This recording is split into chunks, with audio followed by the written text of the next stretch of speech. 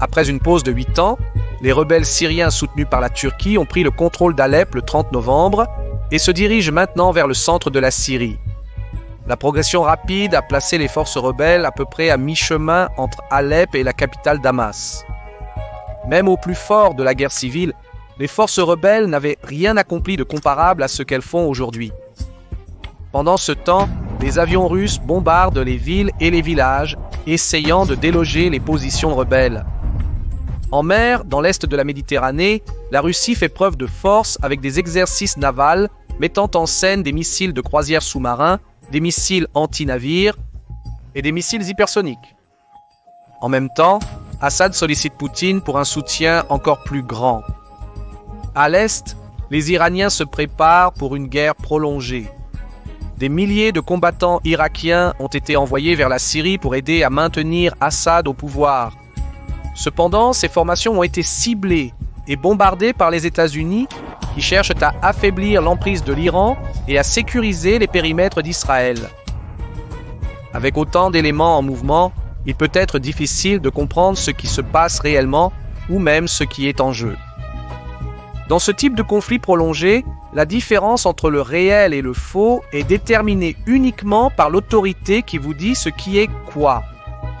Maintenant, la façon dont je gère ce type d'événement est d'examiner autant d'angles que possible.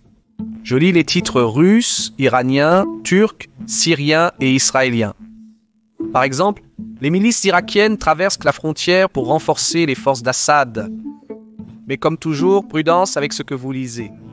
La majorité des articles rapportant cela penchent vers la droite. Donc, vous voulez compenser les choses en cherchant également le côté opposé.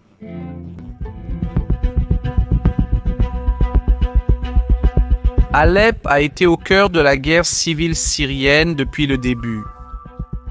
Lorsqu'Assad a repris le contrôle de la ville en décembre 2016, le conflit a essentiellement pris fin. Le pays restait encore hors de portée du gouvernement, mais Assad a survécu et consolidé son pouvoir dans le cœur de la Syrie, qui s'étend d'Alep à Latakia sur la côte jusqu'à Hama et Homs au centre puis tout au sud jusqu'à Damas. Cette étendue est le segment le plus densément peuplé de la Syrie, d'où le cœur du pays. Seul Idlib restait hors de portée, et c'est l'endroit que les rebelles ont fait leur maison, plus sur cela plus tard. Cependant, Assad devait sa victoire au soutien aérien russe et aux forces terrestres iraniennes.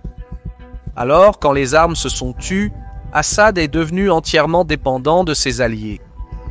Peu de temps après, la Russie et l'Iran se sont retournés l'un contre l'autre, chacun essayant de saper l'autre et de dominer l'avenir de la Syrie. Puis l'Ukraine est arrivée à un tournant. Lorsque la Russie a envahi son voisin en 2022, elle n'a pas pu s'engager en Syrie comme elle l'avait fait auparavant. L'Iran est devenu le principal soutien des milices chiites en Irak. Ici, Assad a vu une opportunité de reprendre le contrôle total et d'expulser les Iraniens. Pendant les 2 années suivantes, il a engagé les Émirats arabes unis et l'Arabie saoudite et a réparé les choses. Par exemple, en août 2023, Assad a reçu un accueil chaleureux alors que la Syrie était de nouveau accueillie dans la Ligue arabe. C'était un jalon, mais cela n'était toujours pas suffisant pour échapper à l'orbite de l'Iran. Puis est venu un autre tournant, l'attaque du Hamas le 7 octobre. Blessé et furieux, Israël est passé à l'offensive avec pour objectif de décimer les actifs, les mandataires et les intérêts iraniens, le Liban étant au centre. Assad savait qu'il n'était qu'une question de temps avant que les combats ne débordent en Syrie. En réponse, il a tendu la main à la Turquie pour normaliser les relations.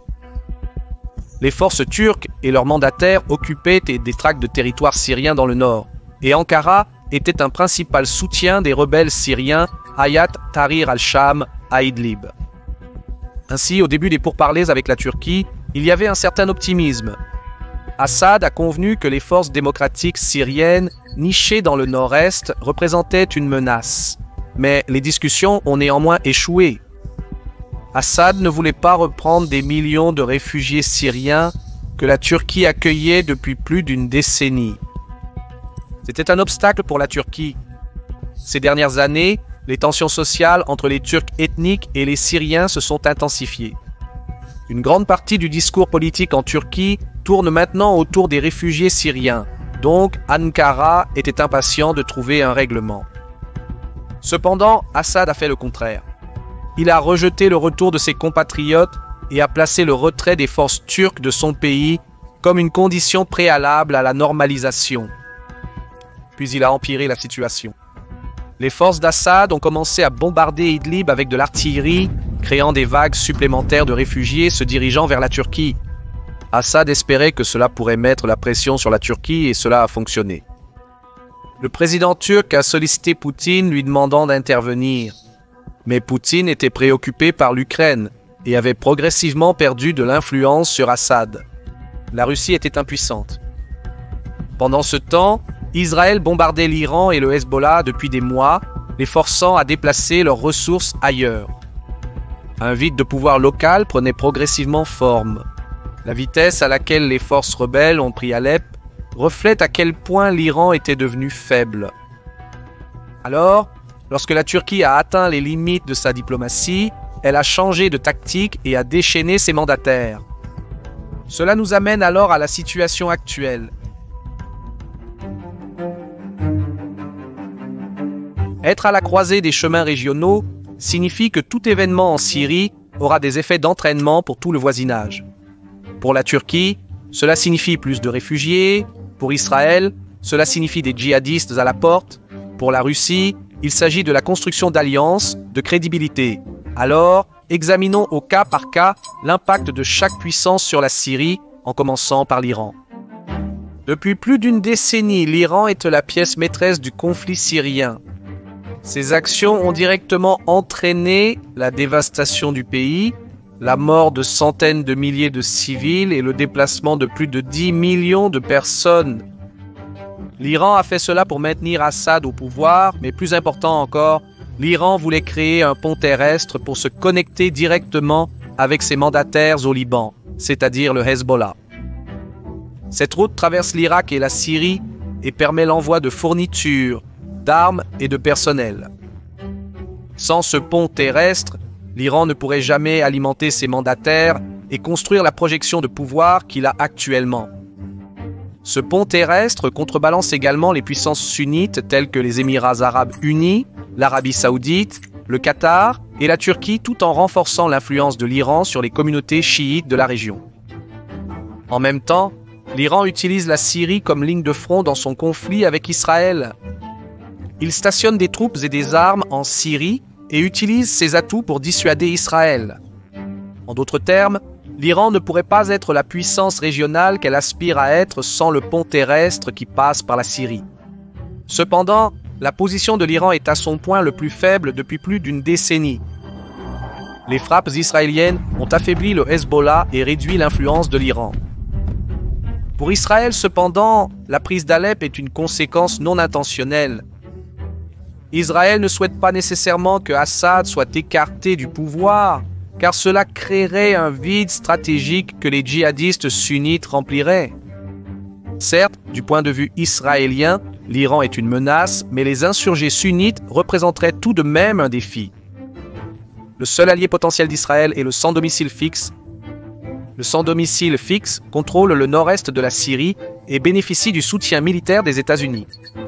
Avec le soutien américain, Israël pourrait créer un couloir diagonal qui traverse la frontière orientale de la Syrie et se connecte avec le territoire du sans-domicile fixe. Avec Trump au pouvoir, cette option est d'autant plus possible. Cela couperait le pont terrestre de l'Iran à travers la Syrie et le rendrait intenable. En revanche, cette zone est peu peuplée et les centres logistiques sont rares et éloignés les uns des autres. En tant que corridor, il serait difficile à maintenir, surtout si les États-Unis décident de le contraire. De plus, un corridor israélien reliant les forces démocratiques syriennes détruirait complètement les relations avec la Turquie, car les forces démocratiques syriennes représentent une menace pour eux. Il n'y aurait plus de retour en arrière. Aussi stratégique qu'un corridor israélien puisse être, il n'est peut-être pas judicieux de détruire les liens avec la Turquie avec qui les relations seront probablement rétablies dans une décennie. Pour référence, le sans domicile fixe est une émanation du Parti des travailleurs du Kurdistan qui est reconnu mondialement comme une organisation terroriste, y compris par les États-Unis et l'Union européenne. Le Parti des travailleurs du Kurdistan est un groupe séparatiste kurde qui a mené des attaques contre des cibles civiles en Turquie, en Iran, en Irak et ailleurs.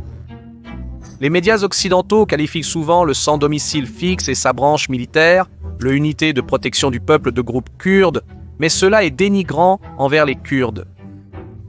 Près de la moitié de la population kurde de Syrie, sans parler des minorités comme les Assyriens et les Yazidis, vivent en exil à cause des pratiques du sans domicile fixe et du Unité de protection du peuple, comme la conscription forcée, les enlèvements d'enfants, le programme extrémiste, etc. Le point est que le sans domicile fixe n'est pas l'enfant chéri qu'il est gonflé à être dans les médias. Voici l'ancien commandant des opérations spéciales américaines, Raymond Thomas, qui l'explique franchement. Comme vous le savez, parfois c'est par nécessité qu'il est disponible.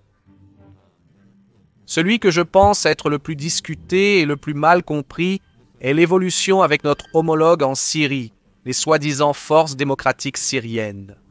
Maintenant, curieusement, ils ont obtenu ce nom, parce qu'à un moment donné, et j'ai traité avec eux directement, j'étais dans la phase de formation de la relation avec ces gars, ils s'appelaient officiellement le Unité de protection du peuple, que les Turcs diraient équivaloir au Parti des travailleurs du Kurdistan.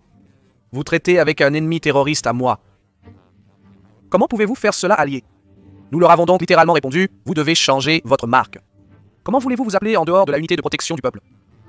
Avec seulement un jour de préavis, ils se sont déclarés les forces démocratiques syriennes. J'ai trouvé génial d'introduire la démocratie quelque part.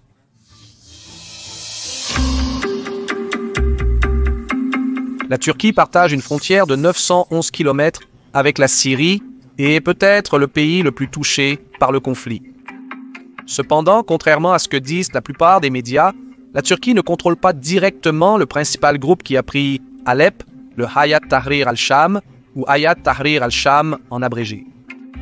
Cette coalition de combattants djihadistes s'est séparée d'Al-Qaïda et se concentre désormais sur le renversement d'Assad. Le Hayat Tahrir al-Sham est une organisation terroriste désignée par la communauté internationale, y compris les États-Unis, l'Union européenne, la Turquie, la Russie, l'Iran, etc. La Turquie a une certaine influence sur le Hayat Tahrir al-Sham puisque leurs territoires sont frontaliers, mais le Hayat Tahrir al-Sham a son propre agenda et opère avec une grande autonomie. Depuis des années, la Turquie essaie de négocier l'intégration du Hayat Tahrir al-Sham dans le Syrian National Army, qui est l'autre groupe rebelle du Nord, mais cela n'a pas fonctionné.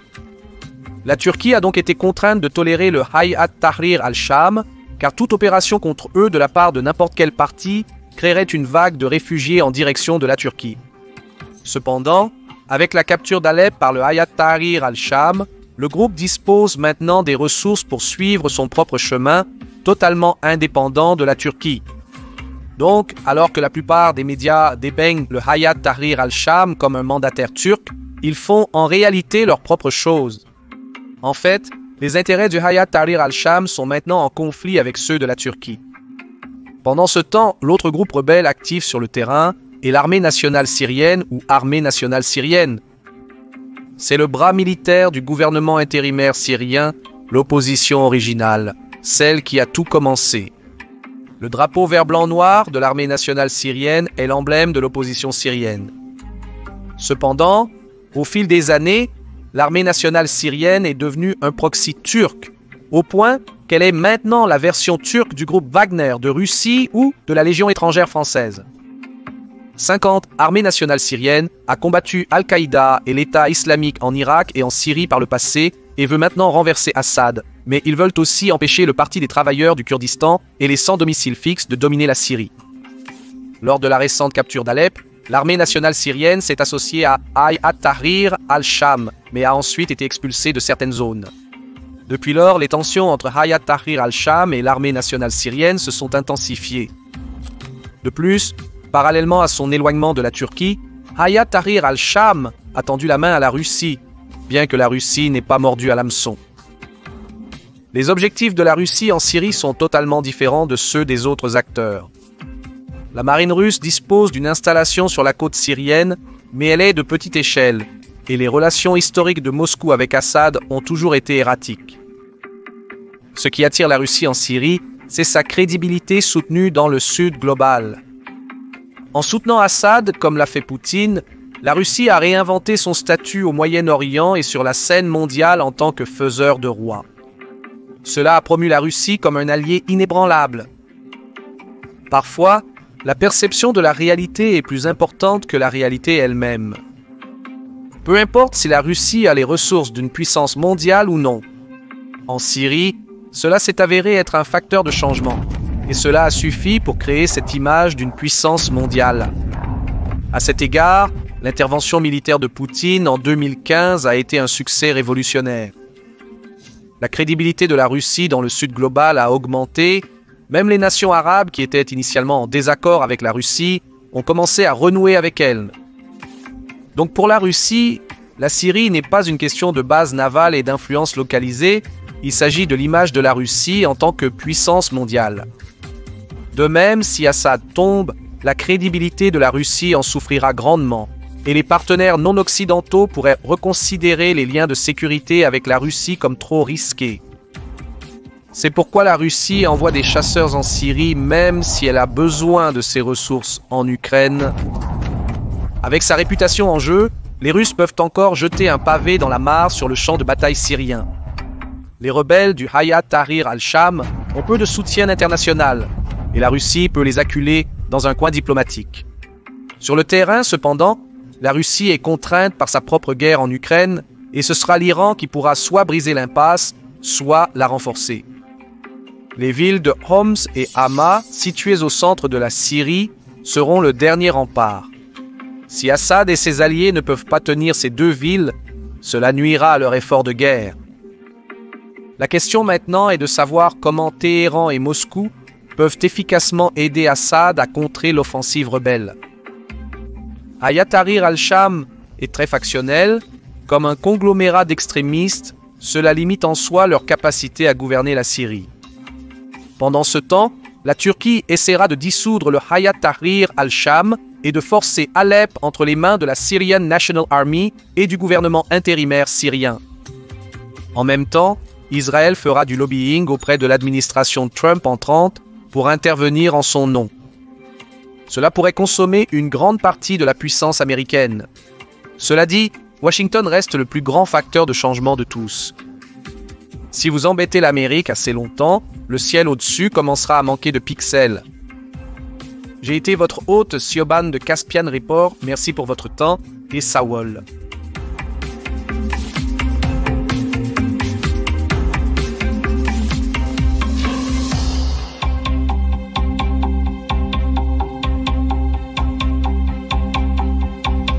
Merci